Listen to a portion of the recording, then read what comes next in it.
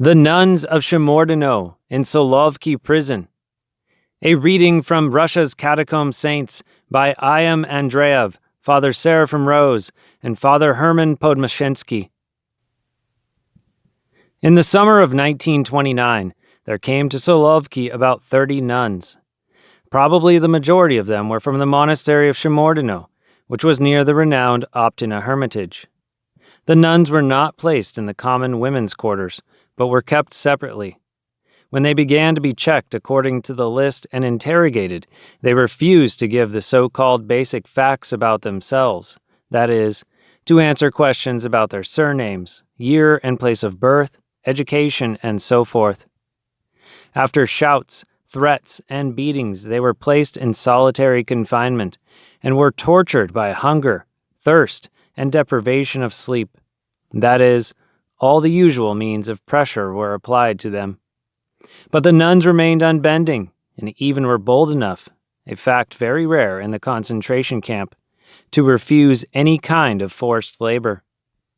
After several days, I, together with Professor Dr. Zizhelenko, who had been sent to Solovki because, while being the chief physician of the Taganka prison in Moscow, he had secretly accepted monasticism and had become a bishop with the name of Maxim, were called to the chief of the sanitary division. We were confidentially ordered to make a medical examination of the nuns with a hint as to the desirability of recognizing them as unfit for labor so as to have an official basis to free them from forced physical labor. It was the first time in the history of Solovki that the administration found itself in such a complicated situation. Usually, in those cases, they acted very severely and cruelly. After a serious beating of those who refused to work, they were sent to the punishment island of Anzursk, from where no one ever returned alive. Why these rebel nuns were not sent to Anzursk, we could not understand. We gave this question to the chief of the sanitary division of the whole camp. He explained to us that the silent, restrained protest of the nuns was not in the least like the protests with which the administration was used to dealing. These latter protests were usually accompanied by a scene, shouting, and hooliganism. But here, there was silence, simplicity, humility, and an extraordinary meekness. They are fanatical martyrs seeking sufferings, the head of the sanitary division explained. They are some kind of psychic cases, masochists, but one becomes inexpressibly sorry for them. I cannot endure to see the humility and meekness with which they bear the pressure. And it is not I only. Vladimir Yegorovitch, the chief of the camp, also could not bear this. He even quarreled with the chief of the intelligence division, and he wants somehow to soften and iron over this matter. If you find them unsuitable for physical labor, they will be left in peace. When I went out to the barracks where the nuns were kept, I saw extraordinarily sober women, peaceful and restrained, in old, worn-out and patched, but clean, monastic garments. There were about 30 of them. Their age one could give as an eternal 30 years, although undoubtedly there were those both older and younger.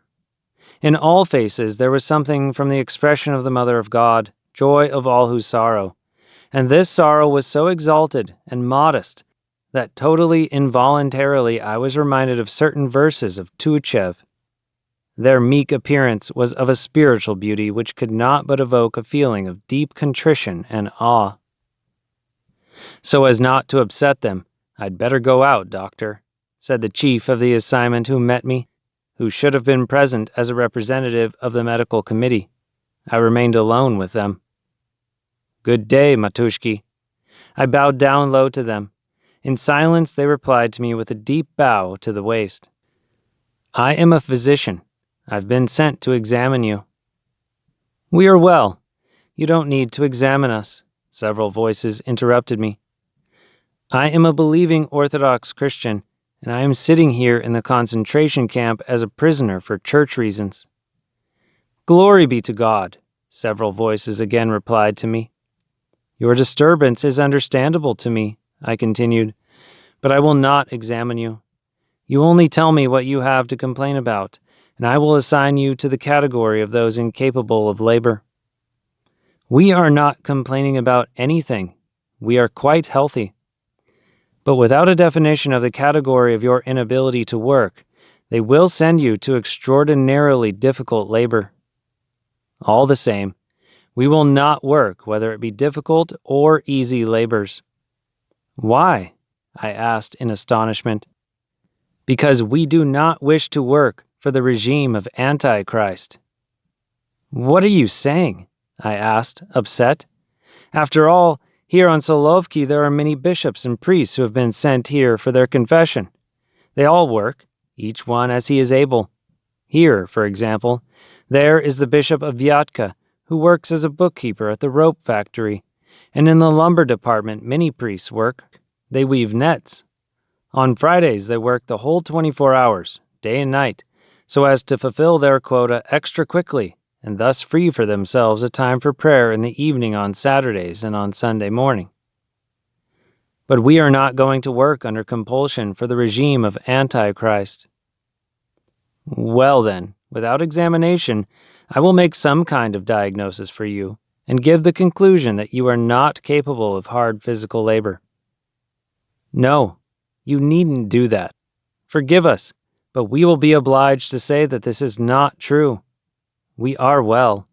We can work, but we do not wish to work for the regime of Antichrist, and we shall not work even though they might kill us for this. They will not kill you, but they will torture you to death. They will not kill you, but they will torture you to death, I said in a quiet whisper, risking being overheard. I said it with pain of heart. God will help to endure the tortures also, one of the nuns said, likewise quietly. Tears came to my eyes. I bowed down to them in silence. I wished to bow down to the ground and kiss their feet. In a week, the commandant of the sanitary division entered the physician's office and, among other things, informed us, "We're all worn out with these nuns, but now they have agreed to work. They sew and patch up clothing for the central ward. Only they made as conditions that they should all be together and be allowed to sing quietly some kind of songs while they work. The chief of the camp has allowed it. There they are now, singing and working." The nuns were isolated to such an extent that even we, the physicians of the sanitary division who enjoyed comparative freedom of movement, and who had many ties and friends, for a long time were not able to receive any kind of news about them. And only a month later we found out how the last act of their tragedy had developed. From one of the convoys that had come to Solovki, there was brought a priest who turned out to be the spiritual father of some of the nuns. And, although contact between them seemed, under the camp conditions, to be completely impossible, the nuns in some way managed to ask directions from their instructor. The essence of their questions consisted of the following: "We came to the camp for suffering, and here we are doing fine. We are together. We sing prayers. The work is pleasing to us.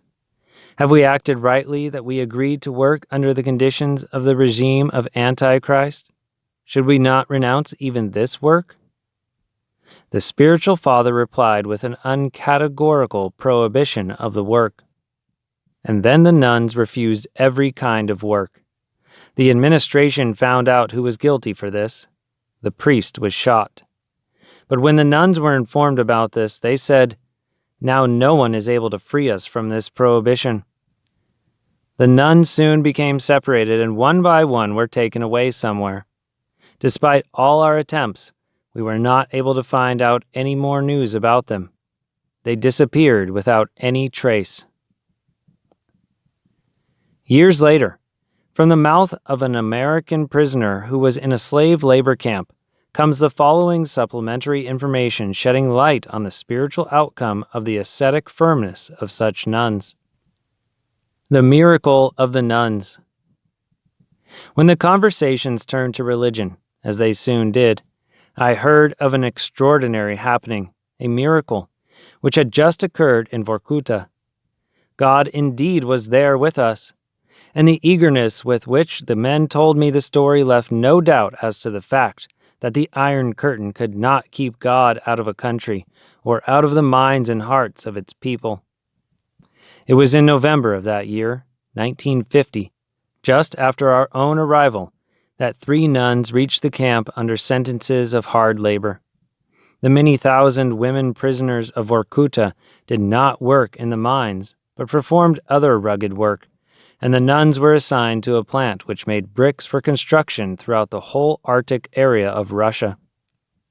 When the nuns were first taken to the brick factory, they told the foreman that they regarded doing any work for the communist regime as working for the devil, and since they were the servants of God and not Satan, they did not propose to bow to the orders of the foreman despite any threats he might make.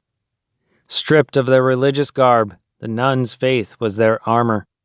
They were ready to face anything and everything to keep their vow, and they did face their punishment, a living testimony of great courage.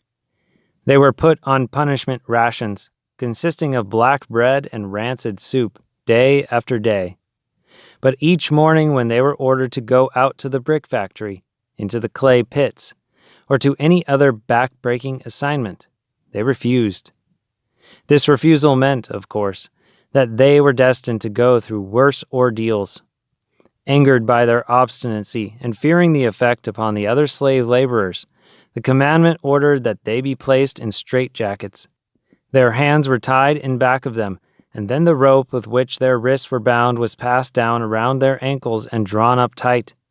In this manner, their feet were pulled up behind them and their shoulders wrenched backward and downward into a position of excruciating pain. The nuns writhed in agony, but not a sound of protest escaped them. And when the commandment ordered water poured over them so that the cotton material in the straitjackets would shrink, he expected them to scream from this pressure on their tortured bodies, but all that happened was that they moaned softly and lapsed into unconsciousness. Their bonds were then loosed, and they were revived. In due course they were trussed up again, and once more the blessed relief of unconsciousness swept over them. They were kept in this state for more than 2 hours, but the guards did not dare let the torture go on any longer, for their circulation was being cut off, and the women were near death. The communist regime wanted slaves, not skeletons. They did not transport people all the way to Vorkuta in order to kill them. The Soviet government wanted coal mined. Slave laborers were expendable, of course, but only after years of labor had been dragged out of them. Thus, the commandant's aim was to torture these nuns until they would agree to work. Finally, however, the commandant decided that he was through trying. The nuns were either going to work, or he was going to have to kill them in the attempt. He directed that they again be assigned to the outdoor work detail, and if they still refused, that they be taken up to a hummock in the bitter wind of the early Arctic winter, and left to stand there immobile all day long to watch the other women work. They were treated to this torture too. When the pale light of the short Arctic day at last dawned, they were seen kneeling there, and the guards went over expecting to find them freezing, but they seemed relaxed and warm. At this, the commandant ordered that their gloves and caps be removed so that they would be exposed to the full fury of the wind. All through the 8-hour working day they knelt in that windy hilltop in prayer. Below them, the women who were chipping mud for the brick ovens were suffering intensely from the cold. Many complained that their feet were freezing despite the supposedly warm boots they wore. When in the evening other guards went to the hill to get the nuns and bring them back to the barracks, they expected to find them with frostbitten ears, hands, and limbs. But they did not appear to have suffered any injury at all. Again, the next day they knelt for 8 hours in the wind, wearing neither hats nor gloves in temperatures far below zero. That night they still had not suffered any serious frostbite and were still resolute in their refusal to work. Yet a third day they were taken out, and this time their scarves too were taken away from them. By this time, news of what was happening had spread throughout all the camps in the Vorkuta region. When at the end of the third day, a day far colder than any we had yet experienced that winter season. The bare-headed nuns were brought in still without the slightest trace of frostbite. Everyone murmured that indeed God had brought a miracle to pass. There was no other topic of conversation in the whole of Vorkuta. Even hardened MVD men from other compounds found excuses to come by the brick factory and take a furtive look at the three figures on the hill. The women working in the pits down below crossed themselves and nervously mumbled prayers. Even the commandant was sorely disturbed. If not a religious man, he was at the least a somewhat superstitious one, and he knew well enough when he was witnessing the hand of a power that was not of this earth. By the fourth day, the guards themselves were afraid of the unearthly power which these women seemed to possess, and they flatly refused to touch them or have anything more to do with them. The commandant himself was afraid to go and order them out into the hill. And so they were not disturbed in their prayers, and were taken off punishment rations. When I left Vorkuta 4 years later, those nuns were still at the brick factory compound, and none of them had done a day's work productive for the communist regime. They were guarded with awe and respect. The guards were under instructions not to touch them or disturb them. They were preparing their own food and even making their own clothes.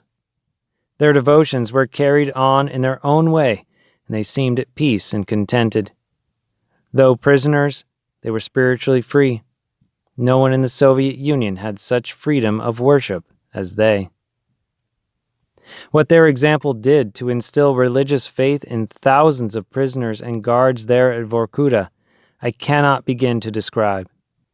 Later on, when I had the opportunity as a locker room attendant for the MVD men to talk with some of the more hardened Russian communists about religion, not one failed to mention the miracle of the nuns.